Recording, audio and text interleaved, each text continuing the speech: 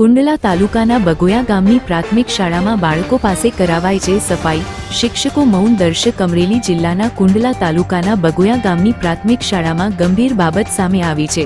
શાળામાં ભણતા નાના બાળકો પાસે નિયમિત રીતે સફાઈ કામ કરાવવામાં આવે છે અને આ દરમિયાન શિક્ષકો સામે ઊભા રહી માત્ર નિહાળી રહ્યા હોવાના આક્ષેપો ઉઠી રહ્યા છે। શિક્ષણ મેળવવા શાળાએ આવતા બાળકોને ઝાડુ, સફાઈ અને અન્ય કામોમાં લગાવવામાં આવે છે, જે બાળકના શિક્ષણ અધિકાર અને બાળહિતના નિયમોનું ખુલ્લેઆમ ઉલ્લંઘન છે। જો આવી સ્થિતિ ચાલુ રહેશે તો બાળકો ભવિષ્યમાં શિક્ષિત બનવા બદલે માત્ર સફાઈ કામદાર બની રહેશે તેવી ચિંતા વાલીઓ અને ગ્રામજનો દ્વારા વ્યક્ત કરવામાં આવી રહી છે।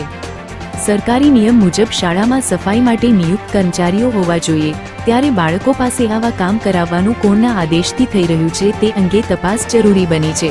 સમગ્ર મામલે શિક્ષણ વિભાગ અને જિલ્લા તંત્રએ તાત્કાલિક તપાસ કરી જવાબદાર સામે કડક કાર્યવાહી કરવાની માંગ ઉઠી છે।